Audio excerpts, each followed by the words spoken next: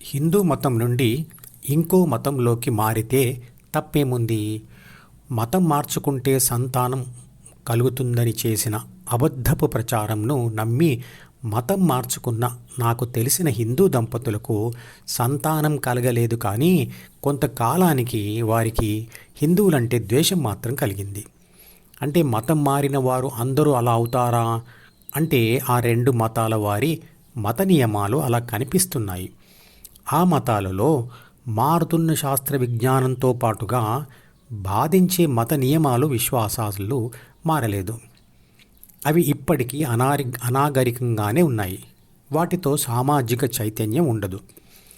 ఉదాహరణకు తాళి, గాజులు, బొట్టు, వస్త్రధారణల నిషేధం, వివాహం, విడాకులు, స్వేచ్ఛ లాంటి విషయాలలో విభేదాలు, హిందూ దేవుళ్ళ దగ్గర ఉంచిన ప్రసాదం తినకపోవడం, సమర్థత ఆధారంగా కాకుండా మత ఆధారంగా నాయకులను ఎన్నుకోవడం, హిందూ ప్రభుత్వాల నిర్ణయాలను వ్యతిరేకించడం, దేశం కంటే మతం గొప్పదనే నిర్ణయాలకు రావడం, విచిత్రమైన పద్ధతులతో మనుషులు రోగాలు నయం చేస్తున్నట్లు, కోరికలను తీరుస్తున్నట్లు నటించడం, మోసపూరితంగా లేదా హింసతో కూడిన పద్ధతులతో హిందువులను మతం మార్చడం, పవిత్ర యుద్ధం పేరిట అపవిత్ర యుద్ధం చేయడం, నిండా ముసుగు వేసుకోవడం ఆచారం అంటూ ఆ ముసుగులో తీవ్రవాదులు తిరగడం, ప్రేమ నటించి పెళ్లి చేసుకొని మతం మారమని హింసించడం, దానికి కూడా దేవుడు కోసం చేసే పవిత్ర యుద్ధం అని పేరు పెట్టడం, హిందువుల విగ్రహారాధనను అసహించుకుంటూనే ఒక మతం వారు విగ్రహారాధన చేయడం,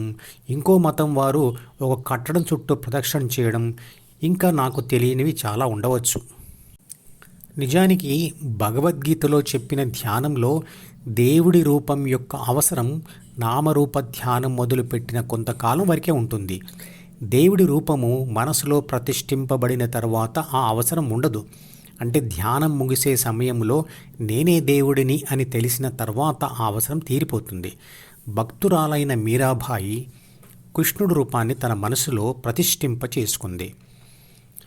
ఇక ఇంతకుముందు చెప్పిన నష్టాలతో పాటుగా హిందువులు మతం మారడం వలన ధ్యాన విద్యను కోల్పోవడం జరిగి, అందువలన వచ్చే తీక్షణ ధ్యాస, విషయాలను స్పష్టంగా గ్రహించే శక్తి, దాచుకునే శక్తి, తిరిగి సమయానుకూలంగా ఉపయోగించే శక్తి, విషయాల విశ్లేషణ శక్తి మరియు జ్ఞాపక శక్తి, మానసిక స్థిరత్వం, నిర్భయత్వం లాంటి వాటిని కోల్పోతారు.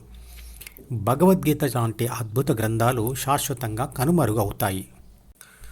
సౌత్ ఈస్ట్ ఏసియా నుండి ఒక వ్యక్తి ఇస్లాం మతం వదిలి ఎక్స్ ముస్లిం క్రానికల్స్ అనే ఛానల్ ద్వారా ఇంగ్లీష్లో చెప్పిన విషయాల నుండి నాకు అర్థమైన వాటిని ఇక్కడ చెప్తాను.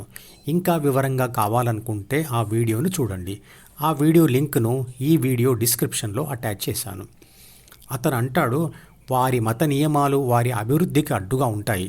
అవి వారి జీవితంలోని ప్రతి అంశానికి సంకెళ్ళు వేస్తాయి.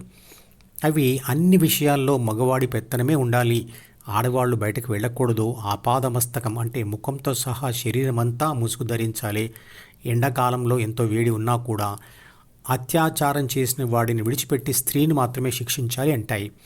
అవి ఆల్కహాల్ తాగిన వాడికి శిక్ష వేయాలి, కానీ ఒంటెమూత్రం తాగవచ్చు అంటాయి. అవి వారానికి ఒకసారి చేసే ప్రార్థనలో దువా ద్వారా ఇతర మతస్థులను తిట్టాలి అంటాయి. అందువల్ల మత విద్వేషం చిన్నప్పటి నుండే పెరుగుతుంది.